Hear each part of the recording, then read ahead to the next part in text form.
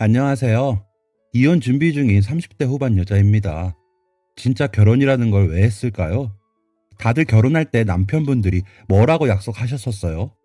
저는 손에 물 한 방울 안 묻히게 해줄게 이런 이야기는 못 들었지만 살면서 자기 때문에 서운한 일 없이 살게 해줄게 라는 말은 듣고 결혼했거든요.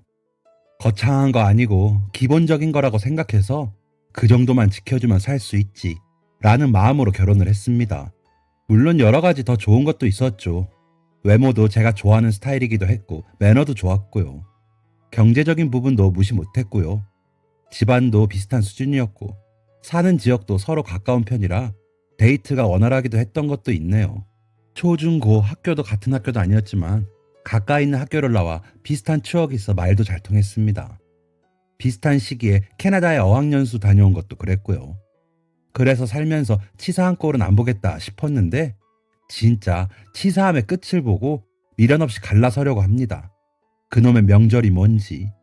결혼 전에는 너무 좋은 행사였는데 결혼하고 보니 완전 딴 나라 세상이더라고요. 저의 친정은 특별히 차례가 있거나 일가 친척이 많은 집이 아니라 복잡거리기보다는 편한 분위기여서 명절이 좋았습니다. 아버지 고향집에 가서 친척들 오랜만에 만나 맛있는 거 먹고 헤어지면 그뿐이었으니까요. 할머니, 할아버지 돌아가시고 친척들 볼 일이 없다고 아버지 삼남매가 고향집 수리해서 별장처럼 쓰고 계십니다. 시골 대부분의 땅은 정리하셨지만 텃밭이랑 집 터는 놔두시고 그 텃밭을 삼남매가 주말 농장처럼 오고 가시며 관리하시는 재미에 푹 빠지셨더라고요. 어릴 때 추억에 빠지셔서 더 즐거워하시는 것 같기도 합니다. 그러다 보니 삼남매가 여행도 함께 잘 다니세요. 의견이 잘 맞으시거든요. 명절에 모이기로 하면서 그때그때 정한 각자 맡은 메뉴의 음식만 하면 되니 일도 안 많고 재미있었죠. 결혼한 오빠들도 그때만큼은 음식 솜씨를 뽐내기도 하고요. 3, 4인분씩 만들어 모아놓으면 입에 더 맞는 음식 찾아 먹는 거죠. 텃밭에서 난 재료로 만들어 싱싱하고 건강한 느낌의 나물 비빔밥이 제가 제일 좋아하는 메뉴인데 저희 큰어머니께서 나물을 너무 맛있게 하시거든요.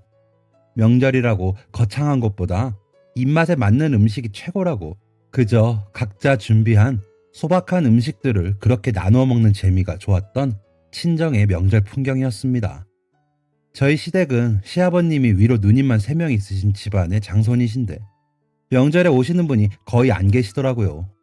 가끔 오시긴 하는데 고모님들 혼자 오셨다가 가시곤 하셨습니다. 역시나 차례는 지내지 않으시는데 시어머니께서 손이 크셔서 음식을 많이 하십니다. 저는 육전이랑 동그랑땡만 하시고요. 갈비찜, 불고기, 제육볶음, 육회, LA 갈비까지 고기란 고기는 각각 10인분씩 다 하시는 것 같네요. 반찬은 쌈도 없이 김치나 겉절이가 끝이고요. 본인이 좋아하는 맛이 있으셔서인지 저한테 음식하자고는 안 하시지만 명절 전날 가서 고기 양념에 들어가는 마늘, 양파, 파 담다 보면 매워서 눈물이 나곤 했죠. 전도 종류만 적을 뿐이지 양이 엄청나서 손이 많이 가고요. 그 기름진 냄새를 다 맡고 있자면 탄산 음료만 생각이 나고 눈이랑 코가 매워 식욕이 뚝 떨어지지만 시댁 식구들이 워낙 잘 먹으니 그러려니 했죠. 그렇게 잔뜩 해놓으신 음식은 다 먹지 못하니 다 나눠서 시동생네와 저희 집으로 나누어 집에 들고 옵니다. 물론 시부모님 댁에도 남겨두시죠. 그럼 그 싸온 고기들을 남편이 다 먹습니다. 사실 저는 고기보다 채소를 더 좋아하거든요. 그래서 샐러드라도 사가서 시댁 식탁에 놓을라 치면 다들 눈이 동그래져서 이런 거 누가 먹는다고 놨어? 라면서 다들 고기만 먹더라고요. 동서랑 저랑만 그 샐러드 먹고 다들 눈길도 안 줘요. 동서는 그래도 이거라도 먹으니 속이 내려가네요 할 정도로 시댁 식탁은 고기가 가득합니다. 명절상 아닐 때도요. 누구 생일이다 싶으면 어머님의 전매 특허 스테이크를 구우시는데 맛은 좋지만 양도 많고 역시나 피클이나 채소 종류는 없어서 좀 힘들더라고요. 그래서 한 번은 회를 떠가자고 좀 우겨서 회를 떠서 시댁에 갔더니 아니나 다를까 구워 먹자고 하시면서 불판 펴서 전으로 구워 드시더라고요. 냉동실에 있던 고기도 당연히 꺼냈죠. 저랑 동서는 뜨악했고요. 아이도 고기를 좋아해 살집이 있는 편인데 유치원에서 놀림을 당하는 날이면 집에 와서 울거든요. 아빠 닮아서 그런 거야? 나 왜 이렇게 뚱뚱해? 라고요. 그래서 채소도 열심히 먹고 운동 열심히 하면 키가 커지면서 살 빠질 거야. 그러니까 편식하지 말고 먹자 하는데 워낙 신랑이랑 시댁이 이런 식단인지라 잘 못 고치더라고요. 그래서 일부러 채소 스틱으로 간식을 주고 과일 주스 직접 착즙해 먹이고 하면서 균형을 맞추면서 먹이고 있습니다. 물론 아이는 잘 안 먹으려고 하죠. 사실 전 완전 채소파거든요. 외할머니께서 유난히 고기 종류를 기피하셨던 분이셨는데 그 영향으로 저희 엄마도 그러셨고 그러다 보니 자연스럽게 저도 채소를 좋아했습니다. 저희 아빠는 생선 종류와 해산물을 좋아하셔서 특별히 부딪히는 일 없이 식단이 꾸려졌죠. 아버지 드실 것만 생선을 굽거나 조리거나 하면 되니까요. 물론 고기를 아예 안 먹진 않았지만 거의 그랬다는 얘기입니다. 그런데 남편과 시댁은 다른 사람이 채소를 먹는 것도 잘 이해를 못하고 식탁에 고기 종류가 아닌 다른 메뉴가 올라오는 걸 싫어할 정도더라고요. 처음 신혼 때 그것 때문에 많이 싸웠습니다. 식탁에 채소가 많아서 신경 쓰인다고 해서요. 그때 제가 먹을 토마토와 상추, 고추, 마늘, 쌈장, 김치 이렇게 있었고 남편 먹을 삼겹살구이, 제육볶음, 연어구이 이렇게 차렸었거든요. 그랬더니 저 먹을 것만 많다고 짜증을 내더라고요. 도대체 어느 부분이 그런지 모르겠다는 저와 접시 수가 벌써 다르지 않냐? 식탁에 이렇게 늘어놓는데 그 사이에 있는 반찬에 손이 가겠어? 하는 남편이 크게 부딪히며 싸웠죠. 아마 첫 부부싸움이었을 겁니다. 굉장한 배신감이었습니다. 서운하기도 했고요. 결혼 전 했던 그 약속들이 와장창 깨지면서 그 후론 남편과 겸상을 하지 않겠다 선언할 정도였습니다. 그제서야 남편은 내가 회사에서 힘든 일이 있어서 예민했던 것 같아. 미안해. 고기가 더 비싸고 좋으니까 같이 먹고 싶은 마음에 얘기한다는 게 이상하게 말을 했어. 진짜 다신 안 그럴게. 하면서 사과를 하더군요. 그리고 나서는 다시는 식탁 위에 고기가 아닌 반찬들이 올라와도 뭐라고 안 하긴 했지만 남편은 먹진 않았습니다. 저희 친정에 가서 밥이라도 먹을라 치면 굉장히 힘들어하죠. 저희 엄마는 버섯전골이나 채소전, 나물 반찬, 샐러드 이런 위주로 상을 차리시니까요. 고기 종류를 아주 안 하시진 않지만 시댁처럼 차리진 않으시니까요. 그럼 전 눈치를 보느라 진땀을 뺐습니다. 그러다 보니 명절이 아닌 때는 친정에서 밥을 먹지 않았습니다. 간식을 사가서 간식만 먹고 왔죠. 그러다 저번 추석 때 일이 벌어졌습니다. 명절이라 또 전날부터 가서 전 굽고 고기 양념에 들어가는 파, 양파, 마늘 까서 믹서로 갈고 했죠. 버섯이라도 넣고 싶은데 못 넣고 눈치만 보고 있었습니다. 이번엔 동서가 장아찌를 가지고 왔길래 그나마 다행이라고 생각했습니다. 음식 다 해놓고 맥주 한 잔 마시며 근황 이야기하고 있는데 남편이 봉투를 내밀며 엄마, 이번 상차림비는 좀 넉넉히 넣었어요. 장도 많이 봤더만 고기값 많이 올랐죠? 하더군요. 그래서 전에는 한 30만 원 넣었는데 더 넣었다고 했으니 50만 원 정도 넣었겠거니 했습니다. 시어머님이 세보시더니 무슨 100만 원이나 넣었어? 아유, 잘 쓸게. 안 그래도 물가 올라서 장을 좀 덜 볼까 했는데 다 보길 잘했네 하면서 좋아하시더라고요. 시동생도 눈치보다 봉투를 내밀며 에이 형, 나는 그 정도 못 넣었는데 이렇게 많이 하면 내가 뭐가 돼? 하더군요. 좀 많다 싶긴 했지만 명절에 항상 양쪽 집에 잘 챙기는지라 그냥 그러려니 했습니다. 제 돈으로 하는 거 아닌데 제가 뭐라고 하나요? 그냥 저희 친정에도 그만큼 하겠거니 하며 웃고 말았습니다. 다음날 아침 일어나 역시나 육류가 가득한 더부룩한 식사를 마치고 친정으로 가기 위해 준비를 하는데 시어머니께서 또 가득가득 고기를 챙겨주시더라고요. 어차피 집에 잠깐 들려야 했으니 감사하다고 하면서 챙기고 있는데 남편이 잘 챙겨. 나 고기 없으면 안 되는 거 알지? 요즘 점점 고기가 줄어서 내가 기운이 없어. 하는 겁니다. 그러자 시어머니께서는 왜? 고기가 왜 없어? 나가서 일하려면 고기 먹어야 기운이 나지. 얘 그런 걸로 야박하게 굴지 말아라. 하시더라고요. 그래서 아니에요 어머니. 저 사람 먹을 고기는 매일 올려요. 애가 살이 쪄서 놀림받았다기에 채소도 먹으라고 채소랑 나물 종류를 늘린 거예요. 괜히 저래요.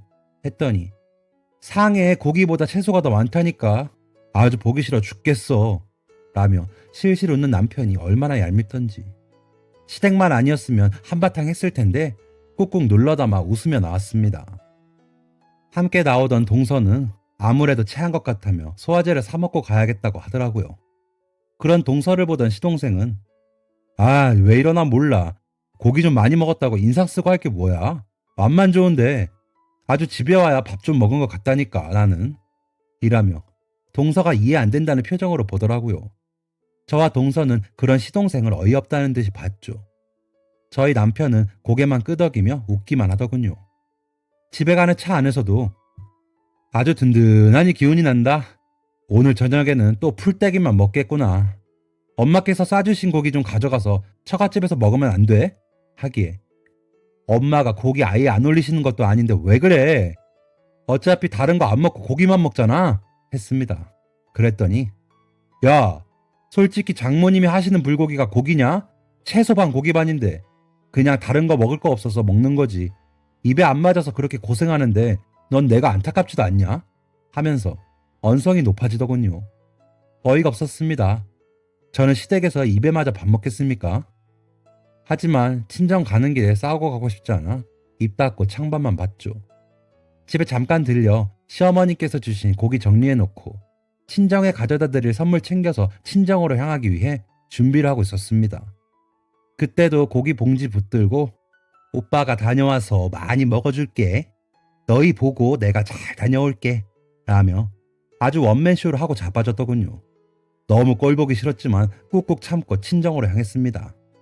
친정에 도착해 시골집에 다녀오셔서는 쉴 틈도 없이 음식 준비하시는 엄마와 아빠를 보자니 눈물이 핑 돌았습니다. 오빠는 함께 시골집에 갔다가 처갓집으로 갔다고 하더라고요. 이렇게 열심히 준비하시는데 먹을 게 있네 없네 하면서 입방아 찌어대는 남편에게 더 야속한 마음이 들더군요.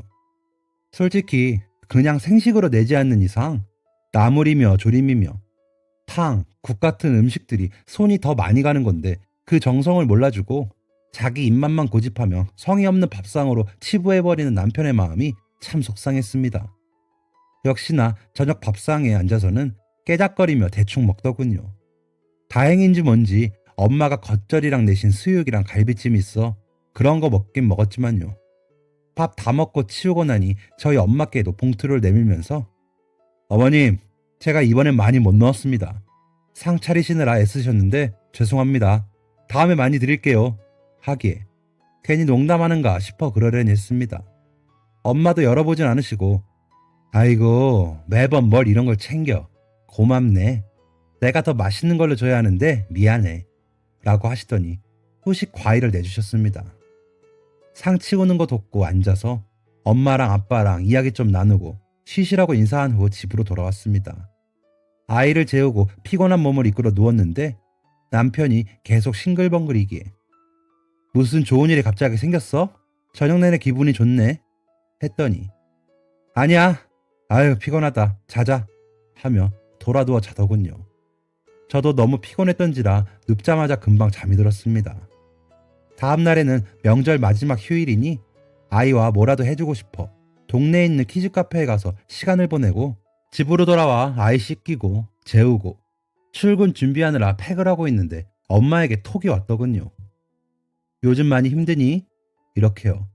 그래서 아니 왜? 했죠. 아니 어제 조서방 표정도 너무 안 좋고 이번에 상차림비도 다른 때보다 적길래 혹시 일하는 게 잘 안 되나 싶어서 혹시나 그런 거면 잔소리하지 말고 몸에 좋은 거 해먹이고 그래. 그럴수록 더 챙겨줘야 하는 거야. 하시는데 무슨 말인가 싶어. 상차림비 얼마나 넣었는데? 하고 물었더니 10만 원 넣었더라. 조서방이 이야기 안 해? 라는데 갑자기 깊은 곳에서 분노가 치밀어 오르더군요. 엄마, 조서방이 좀 그랬나 봐. 나한테 말없어서 몰랐어. 내가 나중에 더 챙길게. 미안해요. 라고 했더니 더 달라는 말이 아니고 힘들 때 더 잘 지내라는 말이야. 그런 게 부부끼리 정이 더 쌓이게 하거든. 그리고 별일 없으면 됐어. 라고 하시는 엄마의 톡을 보는데 울컥 눈물이 날 것 같았습니다. 그래서 남편에게 우리 엄마한테 상차림비 10만 원 넣었어? 라고 물었습니다. 그러자 기다렸다는 듯이 웃으며 장모님 이제 이야기하셔? 하기에 이게 뭐지 싶더군요. 아니, 어머님께는 100만 원 드리더니 우리 집에는 10만 원 드린 게 진짜야? 잘못 넣은 게 아니고? 라고 했더니 계속 웃으며 그러니까 상 차리실 때 좀 신경 좀 쓰시라고 해. 우리가 결혼한 게 얼만데 아직도 내 입맛을 모르시고 본인들 좋아하시는 것만 올리시냐? 사람 초대해놓고 너무하는 거 아니야? 그리고 고깃값이 더 비싸잖아. 그래서 장 보신 것만큼 넣은 거야. 라며 좋아 죽더군요. 너무 기가 막혔습니다. 그래서 우리 엄마가 상 차리는 게 손도 더 많이 가고 직접 재배하신 것도 있어서 더 값지지. 건강에도 더 좋고 마트에서 산 고기 양념만 버무려서 만드는 것보다 훨씬 더 정성도 시간도 더 들어. 근데 뭐? 신경? 당신 진짜 미친 거 아니야? 하며 화를 내자 그제야 웃음을 멈추더니 아니 그러니까 왜 더 힘들게 그렇게 하시냐고. 그냥 고기 사다가 굽기만 해도 되잖아. 아주 너네 집만 다녀오면 속이 허해서 내가 죽겠다 하며 침대에 돌아 누워버리더군요. 너무 서럽고 화가 나는데 생활 주도권을 제가 쥐고 있지 않으니 어떻게 할 수가 없더라고요. 남편은 실내 골프 연습장을 운영하면서 골프 용품점도 하고 있거든요. 그러다 보니 일정 생활비만 저에게 주고 본인이 돈 관리를 합니다. 저는 그 돈으로 아이 교육비에 집에 관련된 공과금, 식대비를 하죠. 물론 일정 금액 저축도 합니다. 그리고 매달 남편과 잔고를 놓고 확인을 하죠. 저는 육아휴직 끝내고 출근을 하고 있는데 제가 받은 월급으로 양가 매달 용돈 챙기고 남은 금액에서 그냥 적금 넣고 나면 용돈도 겨우 나더라고요. 그래서 명절처럼 큰돈 들 때는 남편이 알아서 하는 편인데 이럴 때 이렇게 치사하게 구니 복장이 터질 것 같더라고요. 그날은 도저히 침대에서 같이 잘 수 없을 것 같아 아이 방으로 가 잠을 자고 아이 아침만 챙기고 출근을 해버렸습니다. 상대적으로 출근이 늦은 남편이 아이 등원을 시키거든요. 그러면서도 화가 진정이 되질 않고 점점 더 커지더군요. 비웃듯이 웃던 남편의 얼굴이 계속 떠오르면서요. 하지만 남편은 사과도 없었고 그 다툼을 끝낼 의지가 없어 보였습니다. 다음날 서로 말없이 저녁밥을 먹고 있는데 한숨을 크게 쉬더니 당신은 개선의 의지가 없네. 이러면 나도 생활비 줄일 거야. 식탁에 고기 접시가 더 많게 하라고 내가 몇 번을 말해야 해? 하더군요. 그래서 우리 식탁 사진 찍어서 당신 그 골프 커뮤니티에 올려봐. 고기 반찬만 항상 3가지씩 올려. 김치랑 쌈이랑 샐러드 올린 게 뭐가 문제인지 물어봐. 라며 인상을 썼더니 봐봐. 고기 접시는 3개인데 다른 건 5접시가 넘어. 그런데도 뭐? 진짜 안 되겠다. 생활비 줄일 테니까 그런 줄 알아. 하더군요. 그래서 마음대로 해. 그럼 당신 고기 반찬만 뺄 거야. 준호 유치원에서 살쪘다고 놀림당한데 그건 알고 하는 말이야. 키 크는 것도 더뎌서 지금 검사해야 될 판인데 고기 타령이 나오니? 그럴 거면 밥을 아예 따로 먹자니까. 라며 맞섰더니 아니 뭐 또 그렇게 이야기가 흘러가. 알았어. 대신 고기 반찬 1가지 더 올려. 내가 거기까진 양보할게. 라며 그제서야 입을 닫더군요. 덕분에 부글부글하며 솟구쳐 오르는 제 마음은 진정이 될 줄 몰랐죠. 그럼에도 남편의 고기 타령은 끝날 줄 몰랐습니다. 진짜 채소 종류는 김치만 먹었습니다. 그나마 저희 엄마 김치는 입에 맞는지 엄청 찾으면서요. 된장찌개에도 고기가 들어가야 하고 김치찌개에 생선이라도 들어갈라 치면 몸서리를 칠 정도로요. 그러다 작년 김장할 때가 되어 엄마를 도울 겸 갔습니다. 시골에서 친척들이 다 같이 모여서 하는데 남편은 두고 저랑 아이만 갔습니다. 또 밥때 돼서 눈치 보느니 그 편이 나을 것 같아서요. 사촌 오빠들도 왔더군요. 저희 큰아버지 댁과 고모 댁은 자녀가 아들 하나씩 있으시거든요. 저희 집만 오빠랑 저 이렇게 둘이고요. 조카들하고 저희 아이하고도 나이가 비슷해 막 뛰어놀며 시골 경험을 하더군요. 텃밭에서 난 채소들로 김장을 하기 때문에 많지는 않지만 빨리 하고 가자 싶어 다들 신나게 김장을 하고 있었습니다. 물론 그날의 식단은 비빔밥이었죠. 남편이 없어 속 편히 먹으니 좋더군요. 아이도 낯설하다가 맛있다고 잘 먹고요. 그러다 삼형제분께서 여행 계획 세우시더군요. 원래 잘 다니셨는데 코로나 때문에 한참을 못 가셨거든요. 연말에 제주도 가서 새해 돼서 오자고 계획 세우시더니 그냥 12월 중순부터 1월 중순까지 1달 살게 하면 어떻냐는 이야기까지 나오더군요. 농사도 끝났으니 아예 작은 농가 빌려서 한 달 살기 하고 오자고 점차 의견을 모으셨습니다. 저와 오빠들은 이야기 듣다가 너무 좋겠다며 그럼 그 사이에 우리도 놀러 가도 되겠다. 그러려면 좀 큰 집으로 알아봐야겠네요. 하면서 적극 동의를 했습니다. 그러다 제 머릿속에 번쩍 떠오른 게 있었습니다. 제가 그쯤 3천만 원짜리 적금 만기가 되었거든요. 그 돈으로 엄마 아빠 체면 좀 살려볼까 생각이 들었습니다. 그래서 집으로 돌아와 만기 날까지 기다렸죠. 그리고 남편을 졸라 토요일 점심 먹고 간식을 사들고는 친정으로 향했습니다. 1,000만 원이 든 통장을 들이며 엄마 아빠 제주도 가실 때 쓰세요. 가서 괜히 돈 아낀다고 해먹지 말고 여기저기 다니면서 사 먹어. 그러면서 이야기했더니 엄마 눈이 엄청 커지시더군요. 어머, 이거 너무 많다. 무슨 1,000만 원이나 줘. 하시면서 당황하시는데 그거 내가 적금 들은 돈이야. 이번에 때마침 만기돼서 드리는 거예요. 걱정 말고 써. 지낼 집도 좋고 편한 대로 구해드릴 테니까 엄마 아빠가 내고. 알았지? 나 적금 3천만 원짜리 만기됐어. 라며 생색을 냈죠. 남편도 놀란 눈치였지만 거기서 별다른 반응을 못 보이고 웃더군요. 자신이 한 말이 있거든요. 제가 번 돈은 자신이 절대 건드리지 않을 테니 양가 용돈만 챙겨달라고요. 50만 원씩 100만 원 드리고 나면 별로 남는 게 없겠거니 했겠죠. 일 다시 시작한 지 이제 3년 되어 가는데 그만큼 모았을 거라고 생각도 못했나 봅니다. 그런데 저는 쇼핑도 안 좋아하고 크게 돈 쓸 일이 없어 그냥 되는 대로 다 모았습니다. 어차피 생활비는 남편이 주니까요. 그 생활비 제가 개인적으로 쓰는 것 없는 것도 아는지라 좀 놀라긴 했을 겁니다. 집으로 돌아오는데 우리 엄마랑 아버지한테도 해줄 거야? 당신 적금 만기된 걸로? 하기에 그래 해드려야지 했습니다. 입이 귀에 걸리더군요. 그래서 속으로 피식하고 웃었죠. 저녁에 바로 시댁으로 가자고 하더군요. 시댁에 가기 전에 마트에 들려 시어머니 좋아하시는 간식거리를 잔뜩 사서 갔습니다. 도착해 간식 건네드리니 너무 좋아하시면서 아이고 이거 내년까지 먹겠다 하시길래 네 어머님 집에서 TV 보시면서 간식 드시는 거 좋아하시잖아요 하면서 웃었죠.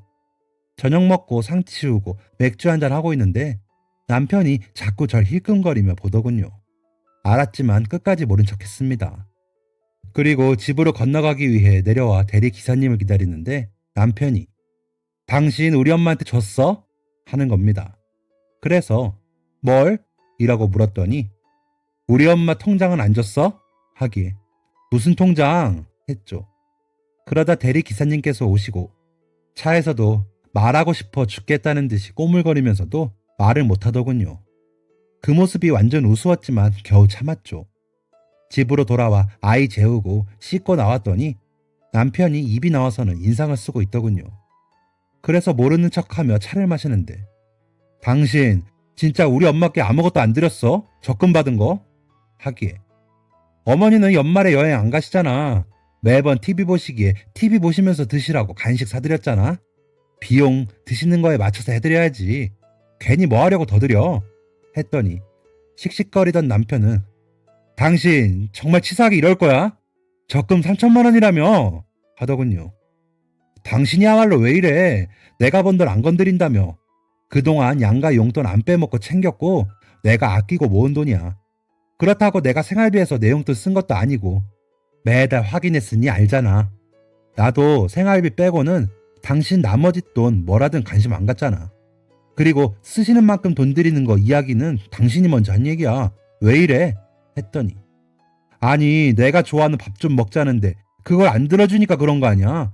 그럼 고기 좀 더 올리는 게 힘들어? 하더군요. 무슨 초등학생이랑 이야기하는 것도 아니고. 그래서 나도 어머님 댁 가서 식사하기 힘든데 참고 먹잖아. 힘들다고 하면 뭐라고 그랬어? 이걸 왜 못 먹어? 이렇게 맛있는데? 하면서 이해 안 된다고 그냥 참고 먹다 보면 된다며? 난 뭐 고기 비린내 좋아서 참으면서 매번 그냥 아무 소리 안 했는 줄 알아? 당신도 참고 먹으면 되잖아. 우리 엄마가 얼마나 정성으로 차린 건데 어디서 비아질이야? 그래놓고 지금 당신 어머니 뭘 해드리라는 거야? 라고 했더니 그제서야 입을 다물더군요. 남편의 표정을 보니 속이 후련하면서도 개운했습니다. 그렇게 한참을 있더니 이렇게 입맛부터 안 맞는데 어떻게 같이 사니? 이럴 거면 이혼해. 이혼하기 싫으면 우리 부모님도 여행 보내줘 하는 겁니다. 웃음이 나더군요. 아니, 난 그렇게 못하겠는데. 그냥 이혼해. 당신 나한테 결혼하자고 프로포즈하면서 뭐라 그랬어? 서운한 일 없게 하겠다며? 그런데 당신이랑 사는 내내 서운했어. 어차피 우리는 이미 글렀어. 헤어지자. 그게 낫지.